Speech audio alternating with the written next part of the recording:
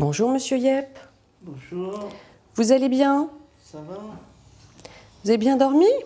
Oui. Bon, super. Donc vous êtes en forme, vous allez pouvoir être actif aujourd'hui et me montrer tout ce que vous savez faire. Donc, comme le patient est en forme ce matin, on va lui demander de faire les choses par lui-même. Et l'auxiliaire de vie aura à ce moment-là un rôle rassurant pour la personne, un rôle d'accompagnant. Alors, j'ai tout d'abord monté le lit parce que le lit était très bas. Donc, pour parler à mon patient, j'étais obligée de me plier en deux. Donc, comme je dois faire attention à mon dos, je monte le lit de façon à être plus près du patient sans me faire mal au dos. Donc, comme nous allons aller au cabinet pour faire la toilette, je vais d'abord, avant de lever les barrières et de m'occuper de la personne, ouvrir la porte de la salle de bain. Puis, dans un deuxième temps, je vais baisser les barrières, voire la barrière, puisque je n'aurai pas forcément besoin d'être de l'autre côté. Je vais d'abord, dans un premier temps, soulever les draps de la personne. Alors, vous êtes un petit peu bas dans votre lit aujourd'hui, ce matin. Donc, comme vous êtes en forme, vous allez m'aider et vous allez, pour cela, vous remonter un petit peu vers le haut du lit. D'accord ? Donc, pour ce faire, vous allez plier vos jambes. Vous allez plier une jambe. Donc, l'auxiliaire de vie aidera éventuellement la personne dans ses mouvements. Puis, vous allez, dans un deuxième temps, attraper la potence. Voilà. Voilà. Je vais baisser le lit parce que je vais devoir, pour une bonne sécurité du travail, je vais devoir bloquer les pieds du patient afin que ses jambes ne glissent pas lors de la manœuvre. Alors, Monsieur Yep, vous allez vous remonter, vous allez soulever votre bassin et puis remontez-vous vers le haut. Voilà, c'est une translation vers le haut. Ok, très bien, vous pouvez repositionner, relâchez-vous.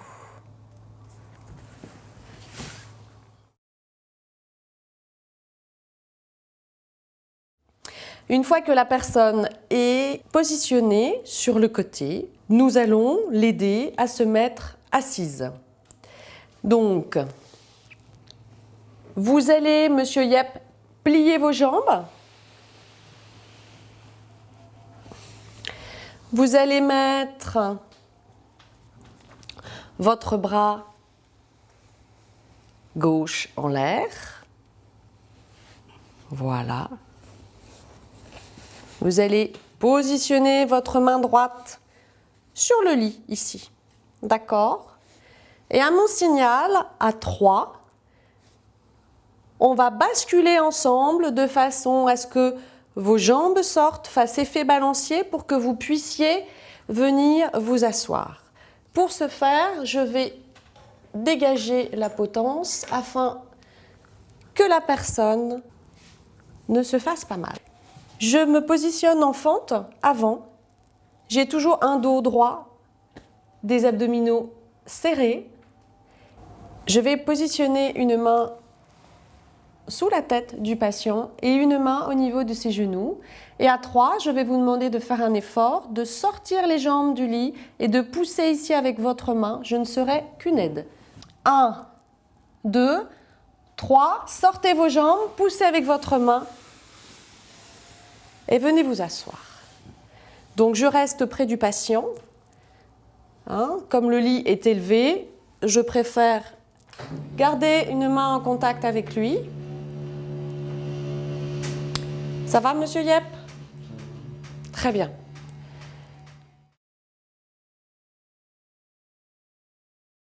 Alors, Monsieur Yep, nous allons nous mettre debout. Donc, nous avons plusieurs façons pour mettre la personne debout. La première solution, la personne va se rapprocher un tout petit peu du bord du lit. Vous allez avancer un petit peu, vous allez avancer vos fesses au bord du lit. Stop. Puis vous allez mettre les mains sur vos genoux. Vous allez vous pencher légèrement en avant, appuyer sur vos jambes et 1, 2, 3, debout. Ça, c'est la première possibilité. La deuxième possibilité, Monsieur Yep, vous allez vous rasseoir doucement. Donc pour la technique, vous avez vu, j'étais en fente avant, toujours le dos droit, ce qui me donne de la force aussi pour aider la personne. Je me repositionne dans la même position, sauf que là, je vais peut-être monter un tout petit peu le lit.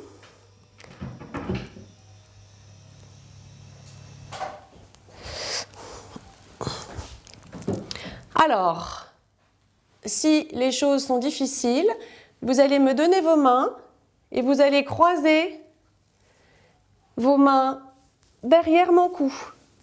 Vous croisez vos mains avec une prise en prière derrière mon cou. Et puis je positionne mes mains en archet au niveau de votre thorax. Je suis toujours en fente avant, j'ai toujours un dos droit, mes abdominaux sont gainés. Et à 3, nous allons bouger et vous allez vous mettre debout. On y va, Monsieur Yep? 1, 2 et 3. Voilà, et moi je me retrouve en fente arrière, la personne est devant. Voilà, j'ai toujours un contact avec la personne et je lui attrape les mains ou éventuellement les poignets ou éventuellement même les coudes.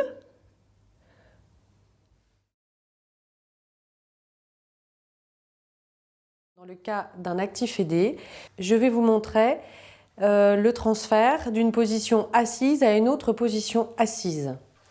Je vais positionner mon genou au milieu de ces deux jambes et je vais donc me mettre en fente avant, toujours avec un dos droit, un gainage au niveau des abdominaux. Je vais donc demander au patient de venir s'avancer. Allez-y, Monsieur Yep, avancez-vous.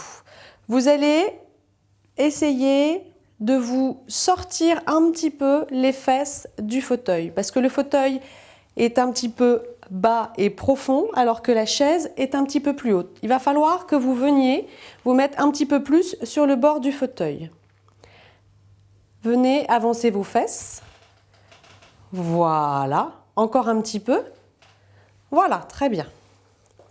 Vous allez faire une prise en prière au niveau de mon cou et puis je vais vous basculer vers l'avant et puis vous vous mettrez debout pour venir vous rasseoir sur la chaise. Vous avez bien compris, Monsieur Yep? On y va à 3. 1, 2, 3. Position avant. Voilà. Vous allez vous tourner. Venir sentir le contact de vos jambes avec la chaise. Vous sentez le contact de vos jambes avec la chaise et vous allez venir vous asseoir. J'accompagne le mouvement en faisant une flexion de mes jambes. Venez vous positionner dans le fond.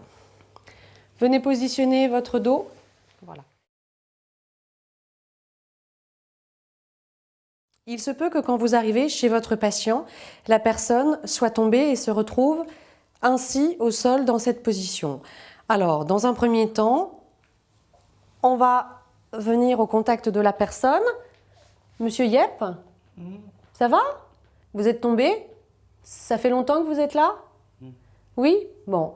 Je vais vous aider à vous relever, ça va aller, vous inquiétez pas. D'accord? Bien.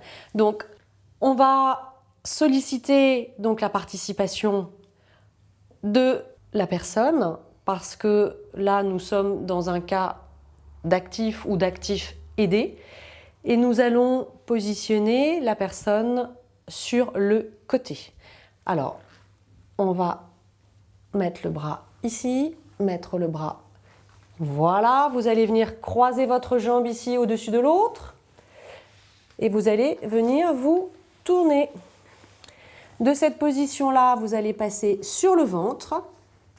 Vous allez vous retourner en vous positionnant, voilà, sur le ventre. Tout doucement, calmement. Alors, votre bras ici doit être en l'air. Voilà.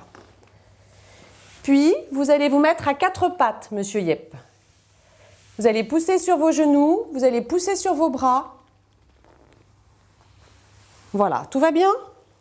Vous allez vous positionner en chevalier servant et vous allez mettre votre genou gauche devant, en position sur votre pied. Vous allez lever votre jambe ici et venir poser votre pied vers l'avant. Encore, encore. Avancez votre jambe, encore, encore, encore, encore. Alors, vous allez vous reculer un petit peu vers l'arrière. Voilà, vous allez positionner votre main gauche sur votre genou gauche. Et soit vous prenez ma main, soit si je ne suis pas là, vous allez prendre appui tout simplement sur le fauteuil. Vous allez pousser sur votre main ici et pousser sur le fauteuil pour venir vous mettre debout. Une fois debout, je repositionnerai la personne dans son fauteuil pour qu'elle récupère de l'effort qu'elle vient de faire. Allez-y, tout doucement, tout doucement, tout doucement, sans vous. Voilà. Et vous pouvez vous remettre dans le fond, doucement. Très bien, Monsieur Yep. Bravo.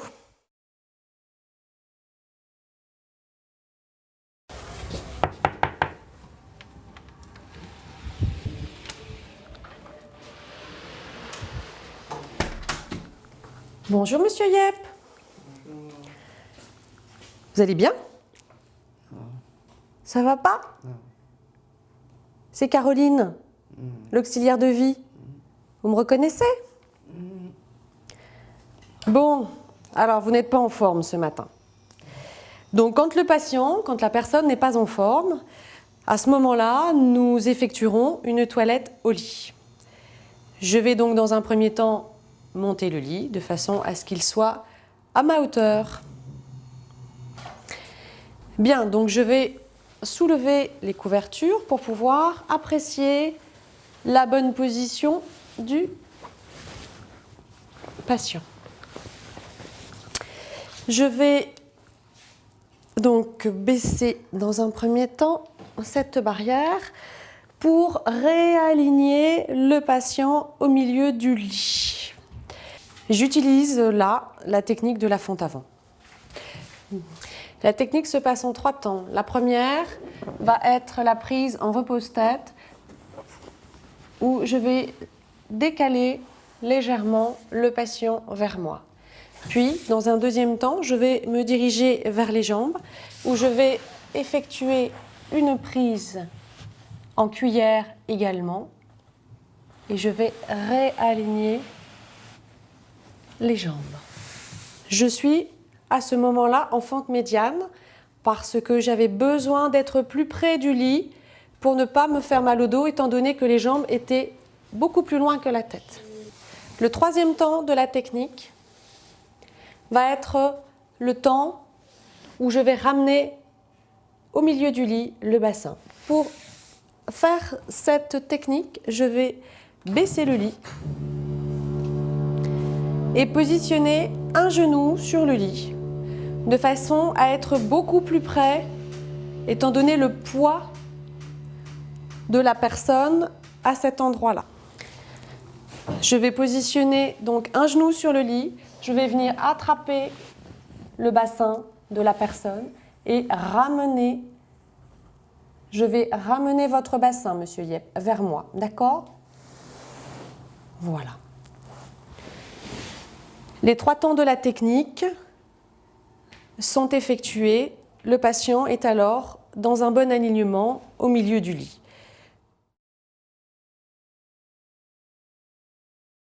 Je vais donc pouvoir réaliser maintenant les transferts latéraux, c'est-à-dire mettre le patient d'un côté, puis de l'autre pour pouvoir effectuer sa toilette parce qu'aujourd'hui, il n'est pas en forme et qu'il ne peut pas du tout se lever et participer à la toilette. Alors, je vais donc, dans un premier temps, tourner la personne sur le côté.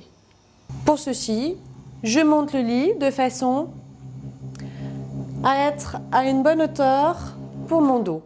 Je vais donc demander au patient de venir croiser les bras et s'il ne peut pas le faire, je le ferai à sa place.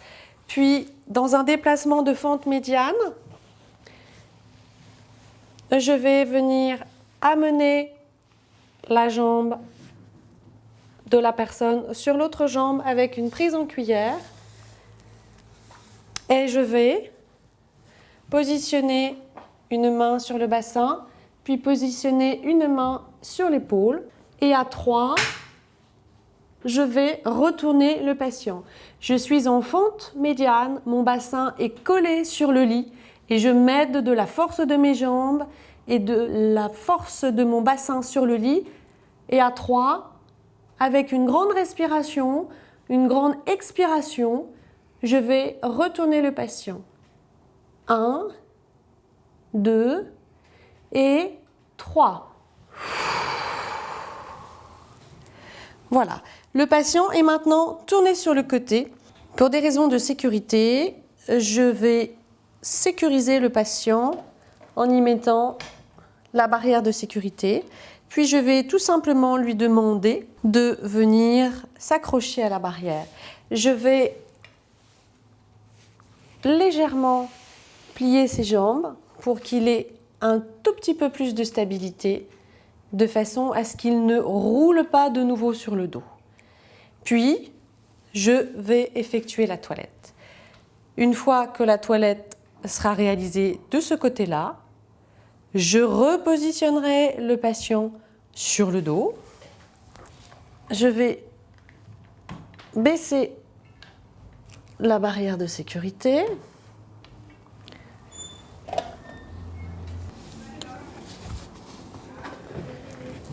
Et là, pour remettre le patient sur le dos, je vais tout simplement mettre une main sur son épaule gauche, puis une main au niveau de ses genoux. Je vais rallonger les jambes du patient, décroiser les jambes du patient, puis effectuer exactement la même manœuvre de l'autre côté. Voilà.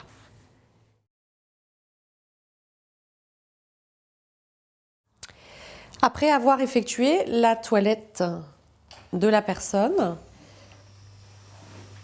je vais asseoir le patient au fauteuil. Le patient étant passif, je vais de nouveau effectuer un passage sur le côté, puis de cette position sur le côté, je vais le positionner assis et j'irai faire un transfert du lit assis au fauteuil assis.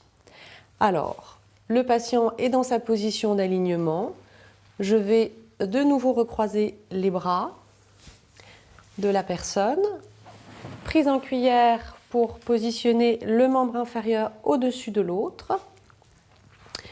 Je me remets en fente médiane, dos droit. Et à 3, je vais donc retourner de nouveau la personne. 1, 2, 3. Je fais ça tranquillement sur la respiration. Puis je vais, tout en gardant un contact avec la personne, je vais lui plier les jambes de façon à le stabiliser. Je vais positionner son bras qui est sur le lit en l'air. Je vais faire une prise sous la tête, puis une prise sous les genoux. Je suis toujours en fente médiane, j'ai le dos toujours droit, avec un verrouillage au niveau de mon bassin. Et à 3, je vais venir asseoir la personne. On y va, monsieur Yep? Vous êtes prêts? Je vais venir vous asseoir. 1, 2, 3. Voilà. Je garde toujours un contact avec la personne de façon à la rassurer et de façon à ce qu'elle ne tombe pas.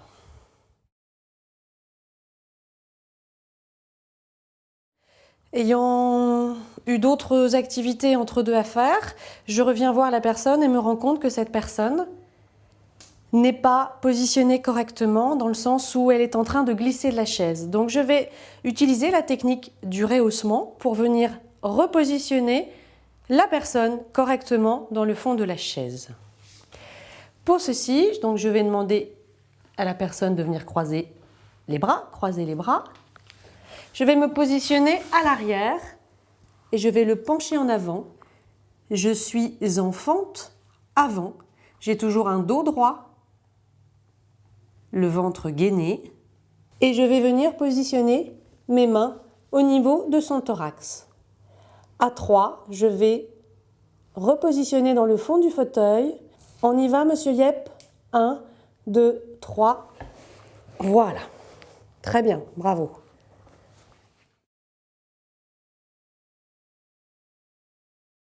L'auxiliaire de vie sera également amené à aller se promener avec la personne dont elle va s'occuper. Et si la personne est relativement active, elle lui proposera tout simplement son bras pour pouvoir le rassurer et pour pouvoir marcher sur des terrains qui ne sont pas forcément toujours très droits. Allez-y, monsieur Yep. On va marcher. Voilà, très bien.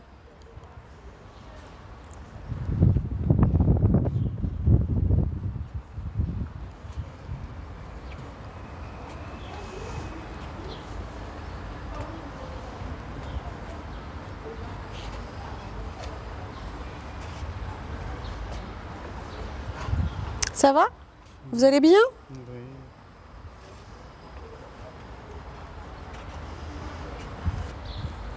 Ou alors lui proposer une autre prise qui est la prise en canne anglaise. Comme si la personne avait une canne anglaise. Ces deux prises ne sont vraiment que des prises rassurantes. La personne appuie rarement sur les bras.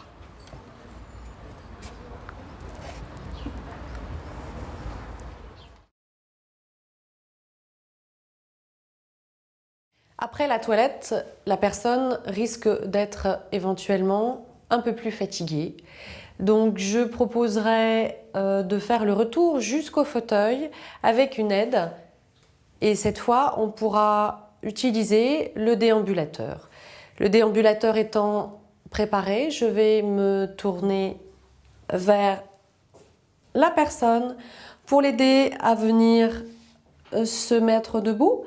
Monsieur Yep, vous allez vous tourner. Tournez-vous, tournez vos jambes. Voilà. Et je vais vous aider à vous mettre debout. Vous allez vous... Voilà. Très bien. Alors, bougez pas. Je vous prépare le déambulateur.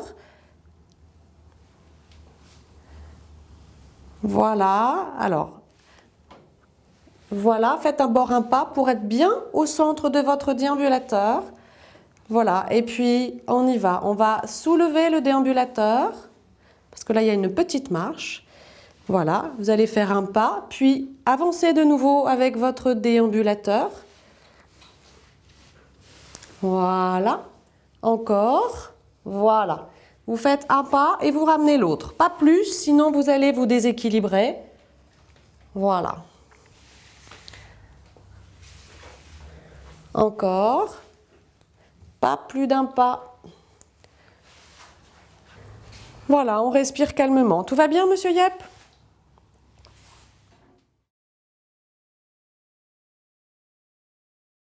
L'auxiliaire de vie pourra également s'occuper d'une personne qui marche avec des cannes anglaises. Elle pourra lui expliquer comment on marche avec des cannes anglaises. Alors, dans un premier temps, on avance les 2 cannes en même temps et on marche. Allez-y encore.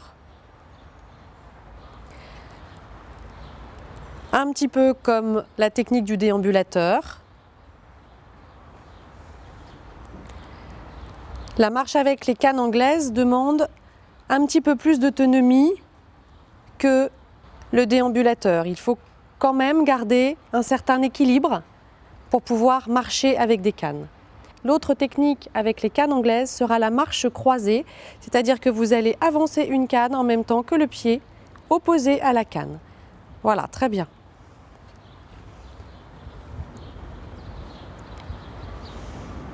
Ça va? Tout va bien? On va faire demi-tour.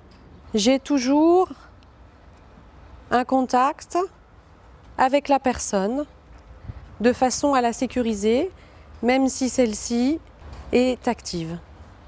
Et vous pouvez reprendre une marche croisée. Voilà, très bien.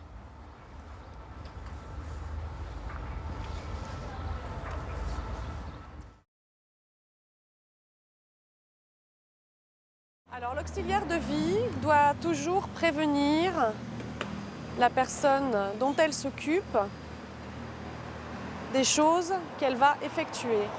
Par exemple, la descente d'une marche. L'auxiliaire de vie doit prévenir la personne de la descente de la marche. L'auxiliaire de vie va d'abord, dans un premier temps, basculer le fauteuil en arrière. Elle va alors à ce moment-là être dans une fente arrière avec un dos droit, des abdominaux gainés. Puis elle va tranquillement freiner la descente. Hop là. Et repositionner le fauteuil à plat.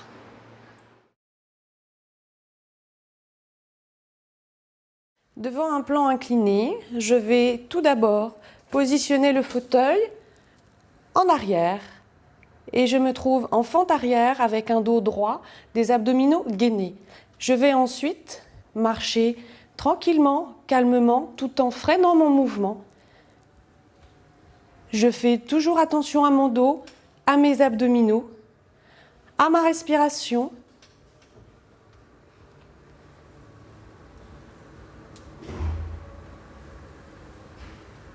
Puis je vais repositionner le patient, le fauteuil sur le terrain plat avec une fente avant.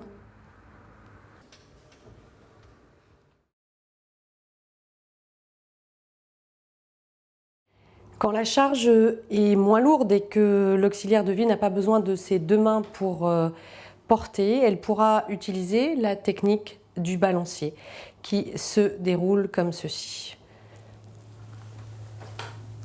En essayant toujours d'avoir un dos droit, elle utilisera la force de sa jambe pour pouvoir revenir en n'ayant aucune contrainte sur le dos.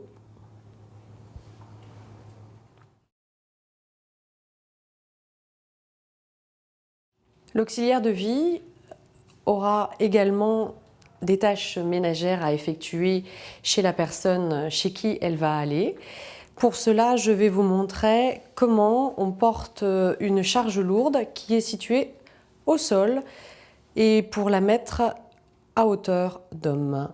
Donc l'exemple du panier à linge, je vais donc me mettre accroupie et rapprocher le plus possible de moi ce panier. Hop, et me servir de mes jambes pour me relever. Aussi, je n'ai aucune contrainte par rapport à mon dos et je vais me déplacer pour venir poser ce panier à hauteur d'homme. Ainsi, je pourrai ensuite plier le linge tranquillement, calmement, sans aucune contrainte pour mon dos.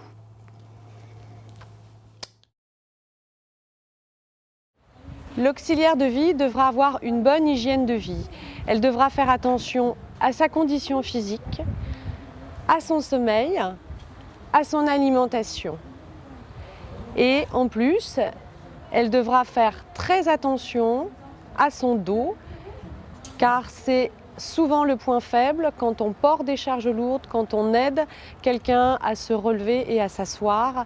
C'est souvent le dos qui est mal positionné et ceci entraîne des pathologies relativement importantes. Donc il faut faire très très attention à la prévention du dos.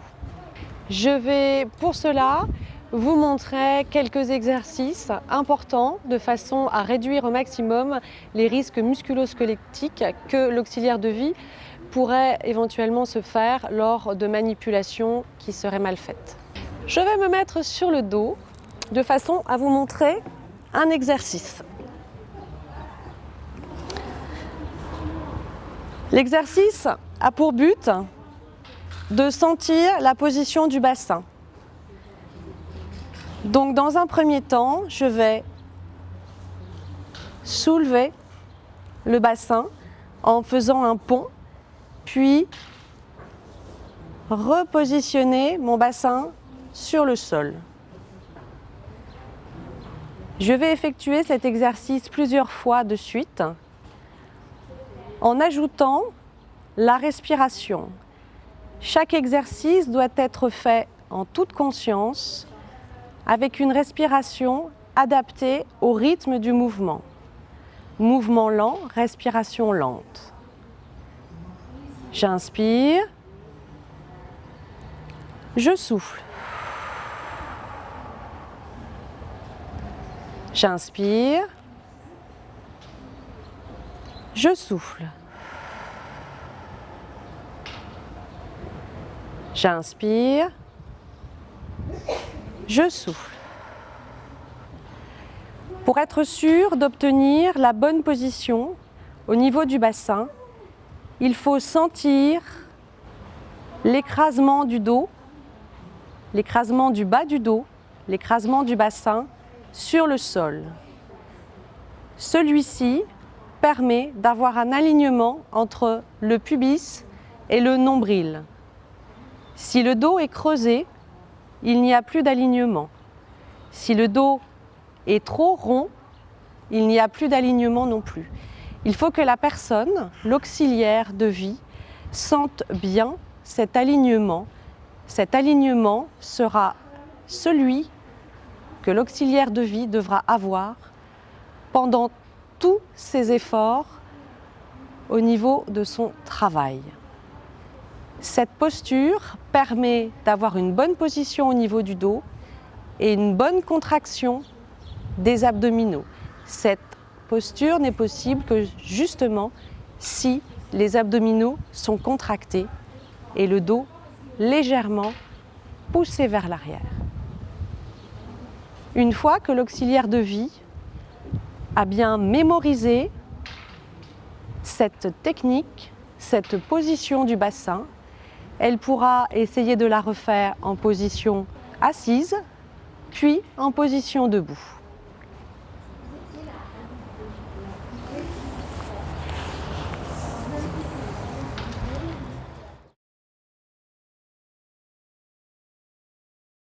Pour l'étirement des quadriceps, les muscles antérieurs de la cuisse, je vous propose de prendre un appui de façon à être stable. Vous allez attraper votre pied, bien positionner votre bassin et venir tirer votre genou vers l'autre tout en gardant le bassin maintenu dans la bonne posture. Vous réalisez avec cet exercice une bascule du bassin. Cet étirement doit être maintenu quelques minutes pour qu'il soit efficace. Même chose de l'autre côté.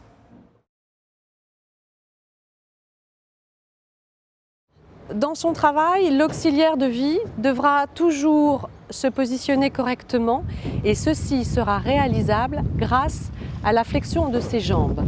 Pour ceci, l'auxiliaire de vie devra s'entraîner soit contre un mur, soit face à une chaise, à trouver l'angulation qui soit la meilleure possible afin qu'elle se sente soutenue, maintenue et très solide sur ses jambes. Le dos devra rester droit et les abdominaux seront gainés. Une fois que cette position sera bien mémorisée, l'auxiliaire de vie n'aura plus ni besoin de mur, ni besoin de chaise pour la réaliser. Elle saura exactement l'angulation qu'elle devra prendre pour avoir de la force lors de son travail.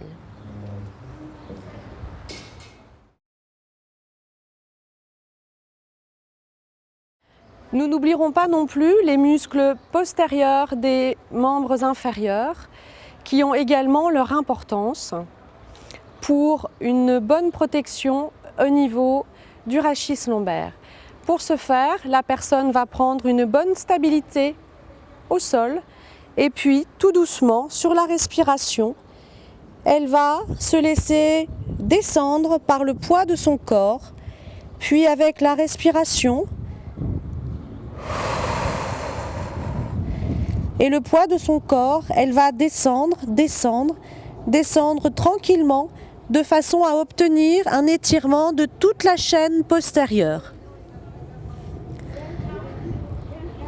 L'auxiliaire de vie veillera à ne pas se mettre trop en arrière, mais bien en alignement entre les talons, les genoux et les hanches. Cet étirement sera maintenu quelques minutes avec une respiration calme et tranquille.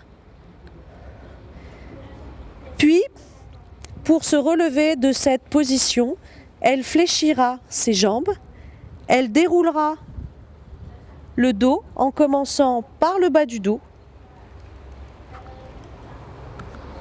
puis redressera ses jambes. Donc ces exercices pourront être effectués à n'importe quel moment. Je pense que ça peut être une bonne préparation physique au travail de la journée, comme ça peut être une bonne récupération physique à la fin de la journée.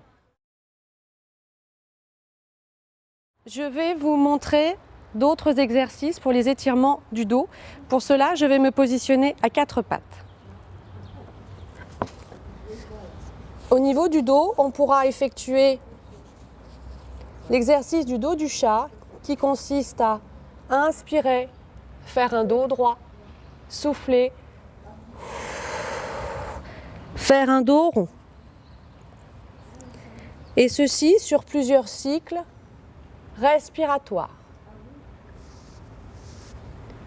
Je me positionne correctement de façon à avoir les mains sous les épaules.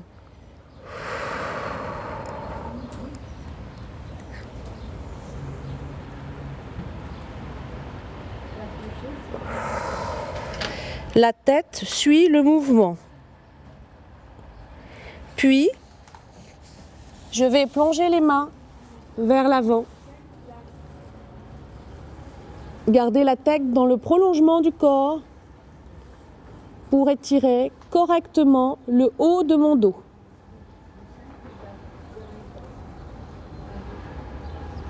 Je maintiens cette position quelques minutes tout en ayant une respiration qui soit calme et tranquille.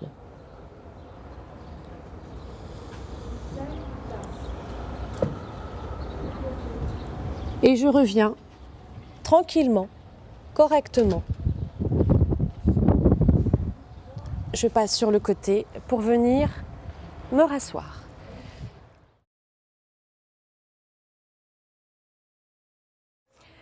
Au niveau récupération physique, les muscles postérieurs des membres inférieurs pourront également être étirés en se positionnant sur le dos,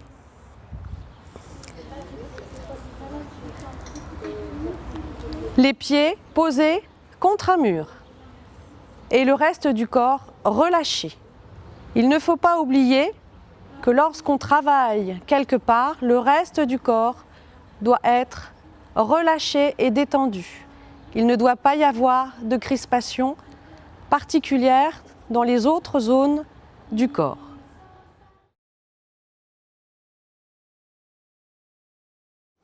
Un autre mouvement de récupération, cet exercice s'appelle le dévrillage.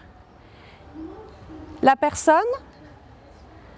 devra allonger une jambe, se positionner sur un côté, attraper sa jambe et tourner la tête côté opposé à la jambe qui est soit posée au sol, soit dans le vide.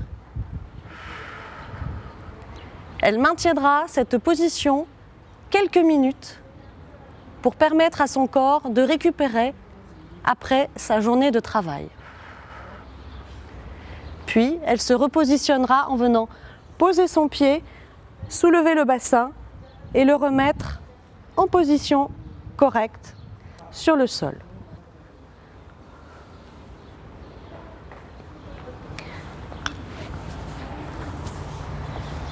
L'auxiliaire de vie devra elle-même faire attention à ses transferts. La façon dont je viens de me relever est une façon de se relever ou de se coucher dans le lit, aussi bien pour la personne que l'on va voir que pour soi-même. Toujours prendre soin de soi, c'est très important pour être en forme et pour pouvoir s'occuper des autres.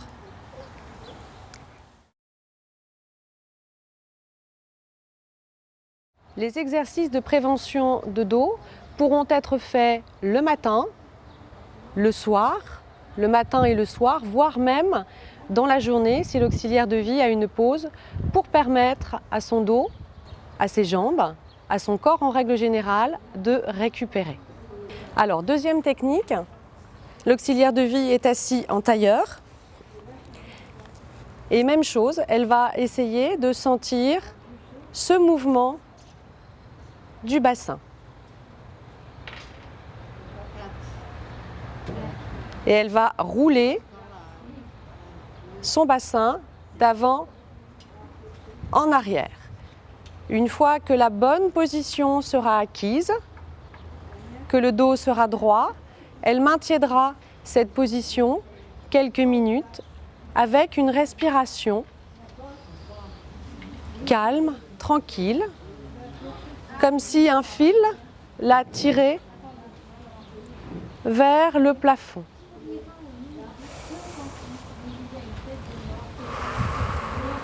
Elle n'oubliera pas de baisser les épaules et de pousser la tête vers le plafond.